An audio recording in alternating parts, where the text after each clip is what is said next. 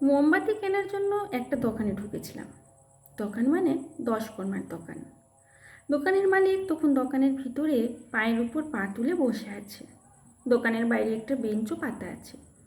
সেই বেঞ্চে বসে আছে আরও একজন। দুজনের বয়স 45 বা তার বেশি হবে। মনে হলো দুই বন্ধু। কোনো একটা বিষয় নিয়ে যে আলোচনা চলছিল সেটা বুঝতেই পেরেছি। দোকানে ঢুকে তখন জিজ্ঞেস করলাম, দাদা মোমবাতি আছে? কথাটা তো মনে হয় কানেই নিল না, বরং বাইরে বসে থাকা বন্ধুর কথায় তখন মশগুল দোকানের মালিক। বাইরে যে লোকটি বসেছিল দেখেই মনে হলো বিজ্ঞ। সিগারেট টানতে টানতে বলছে, এখনকার ছেলেমেয়েরা মোবাইল ছাড়া কিচ্ছু বোঝে না। কাউকে গল্পের বই পড়তে দেখেছিস? আমরা তখন কত গল্প বই পড়তাম।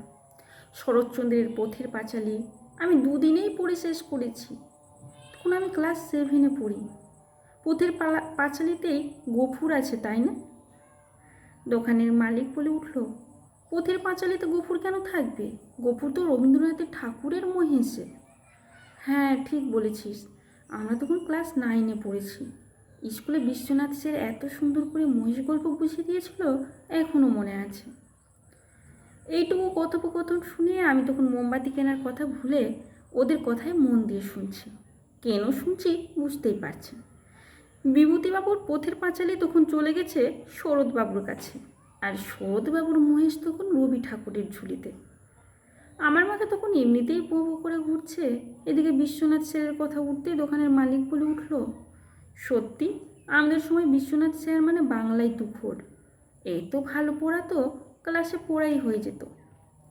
মহেশ গল্পটা এমন সুন্দর করে পড়েছে যে এখনও মনের মধ্যে গেঁথে আছে। গফুর যখন অনিমাকে নিয়ে চলে গেল, এটা পড়াতে পড়াতে বিশ্বনাথ স্যার গোটা ক্লাসকে কাঁদিয়ে দিয়েছিল।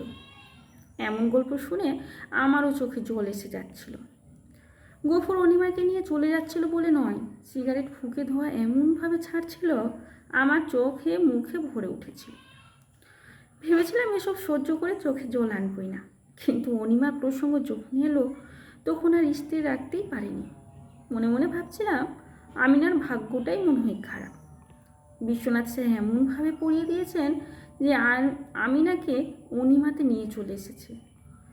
দোকানের মালিক এবার বাইরে বসা বন্ধুকে জিজ্ঞেস করলো, আরেকটা কবিতা ছিল সুকুমার রায়ের, মনে আছে কি তোর? রাজার পায়ে ধুলো লাগবে না বলে কত কি কাণ্ড করেছিল। শেষে একজন চর্মকার জুতো পরিয়ে দিল। ও মনে থাকবে না আবার? মহারাজা কৃষ্ণচন্দ্রর গল্প তো এটা। কেউ যখন পারল না তখন গোপাল ভাঁড় এসে বুদ্ধিটা দিয়েছিল। একদম ঠিক বলেছিস, এখনকার ছেলেমেয়েরা এসব পড়বে? শুধু মোবাইল আর মোবাইল। গল্পের প্রসঙ্গ ছেড়ে বাইরে বসা লোকটি বলে উঠল, আরে এ ভাইকে ছেড়ে দে না, অনেকক্ষণ থেকে দাঁড়িয়ে আছে, কী নেবে দেখ একটু। বলেই আমার দিকে তাকালো। তারপর আমাকে বলল, এই যে আমরা এতক্ষণ ধরে আলোচনা করছিলাম, তুমি তো সব কিছুই শুনলে, কিছু কি ভুল বলেছি? সেই কবে পড়া পড়েছি, এখনও সব মনে আছে আমাদের। আমি কিছু বলে ওঠার আগেই দোকানের মালিক এবার আমাকে জিজ্ঞেস করলো, ভাই তুমি কী নেবে বললে? দেশলাই? ততক্ষণে আমিও সব ভুলে বসে আছি। বাংলা সাহিত্য যা পড়েছিলাম সে তো সব গেছেই, কী জন্য যে দোকানে এসেছিলাম সেটাও চলে গেছে। তো দোকানের মালিকের কথাতে সায় দিয়ে বললাম, হ্যাঁ দাদা একটা দেশলাই নেব। একটু আগে বাড়ি ফিরেছি, একটা করে দেশলাই কাঠি জ্বালছি আর নেভাচ্ছি। মনে মনে ভাবছি, বিভূতিবাবুর পথের পাঁচালী গেল শরৎবাবুর হাতে, শরৎবাবুর মহেশকে তুলে দিল রবি ঠাকুরের ঘরে, আর রবি ঠাকুরের জুতা আবিষ্কার করলো সুকুমার রায়।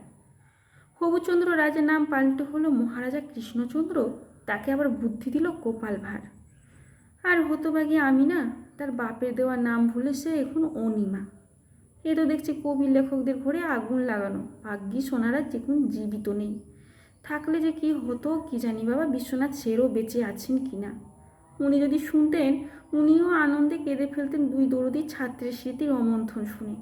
ভাগ্যিস তখন মোবাইল আবিষ্কার হয়নি।